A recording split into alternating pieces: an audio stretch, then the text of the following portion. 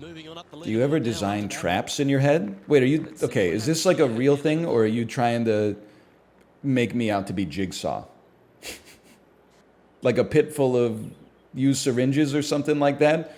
Or like putting like a helmet on somebody that slowly puts a knife into their eye unless they dig into their own orbital bone and get a key to free themselves from the very thing that was going to damage their eye in the first place? Saw trap tier list? It's weird because I've seen all the Saw movies, or at least like 5 of them, but I almost couldn't tell you any of the Saw traps. I get them a little confused with Escape Room. Which franchise is the one where they have the room where... Or maybe I'm thinking of Survivor? Isn't there one where there's like... There's like 6 people and they're all locked into a harness that has like a bungee cord on the back of it, and then there's keys at like the end of each of their lanes. So as like one person starts to get closer to the key, it pulls the other people like into a pit of liquid hot magma. Okay, that's from Saw 5. I'm just gonna tell you that's got to be number 1. You guys are cooked, without a doubt. if you're going up against me in the sledge pull on Saw, you should, honestly, if you're in Saw, you should basically just root for a quick death. So that might not be the way that you want to go on the outside. But like if you open the frickin' key, it's not that you're free from Saw. He's just going to give you like another more devilish trap coming up. So if anything, I don't even know if I would want to win. But I'm somewhat competitive. I don't know if I could stop the impulse. You know, I don't think I would do well on Survivor. Let me explain why. I don't think that the other castaways would like me. Probably because I'm not neurotypical, but that's their own thing. You can't control other people's reactions to you, okay? So that's a big X for me. I don't think that I'm going to have a good chance of winning. I also, when it comes to the challenges, I think psychologically I could outlast many of the competitors. But a lot of those first puzzles are like, or first challenges, I should say, are like strongmen competitions plus obstacle courses plus a jigsaw puzzle at the end. And I might be strongish, but I'm not the strongest person on Survivor. They usually get like a couple of dudes who look like Marvel action stars. And an obstacle course, I'm okay, but I'm not going to be the most agile person. They usually have like some, triathletes or something like that. And the puzzle is just no shot. So the only way, I guess, you know what I could do? VIP Daniel, what do they call it when you're when you're the person that never gets voted out because they know if you make it to the finals, you'll receive 0 votes? A goat, thank you. I think I might be able to make it as a goat. And then usually in like the final 4, they have some sort of torture competition. That's like who can hold in their shit the longest. And then you're going to regret having underestimated me. Because I'm going to hold my shit in forever. And then the 2 strongest motherfuckers are going to have to make fire against one another. That means one of them's gone. And then all I got to do, because the final challenge is actually not a challenge. It's answering the jury's questions. And I think I could answer the jury's questions in a way that might influence them to vote for me. They'd be like, hey, you didn't really play a good game. Why should I vote for you? And I'd be like, I'm just a little dude. I don't know. I'm just a little guy.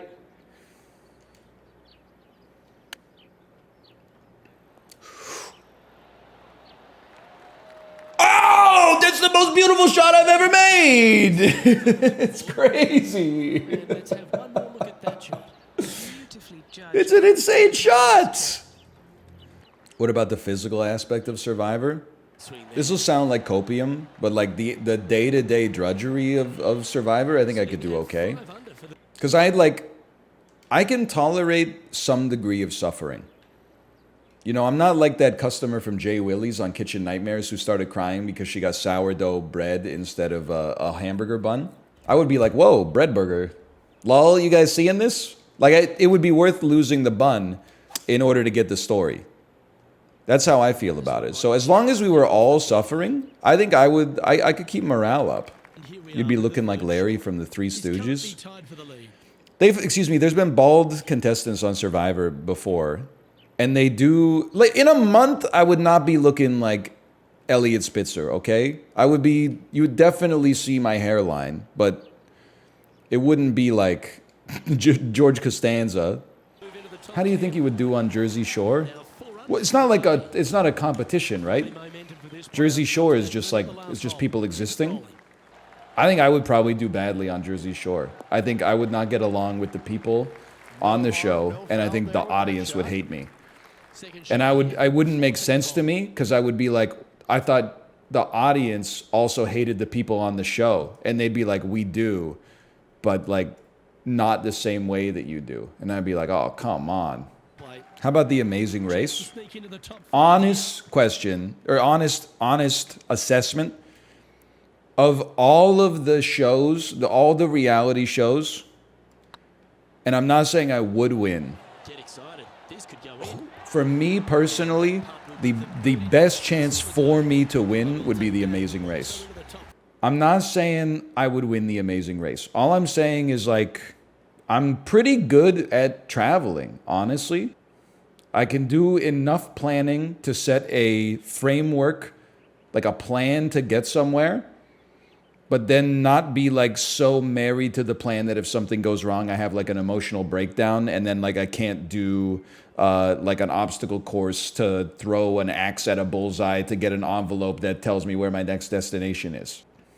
I did see that clip from The Amazing Race, or I think it was a British show called like The Great Race or something like that. And it's a bunch of like British travelers on Vancouver Island, or I think it's just in Vancouver, and they're like asking people like, hey, what bus do I take to get to Nanaimo? And everyone's like, oh, brother.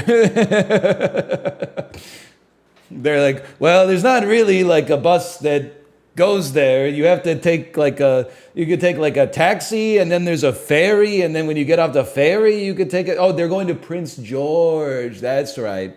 People are like, well, there's like you could get like a Greyhound bus that comes like once every Monday, Wednesday, and Friday. Otherwise, you gotta like hire a chartered car or something like that. Reminds me of when I was in Iceland. We went to a friend's wedding in the town of Hekla, and we had to get from Hekla back to Reykjavik. We said, no problem. We'll take a taxi to the bus terminal, and then we'll take a bus from Hekla to Reykjavik. Well, in Hekla, called a taxi. Hey, the taxi driver is on vacation for 2 weeks. That's no problem. You can send somebody else. You already know where this is going. There ain't nobody else. He's just the guy. So we were very blessed to get a ride with some mutual friends back to the bus terminal, but it kind of blew my mind. I was like, literally, like, this town is just like, I mean, they're living. It's not like they're on the verge of extinction or something like that, but like this one guy is holding up like the entire tourism industry in the town. Swedish Aladdin. I can show you the fjords.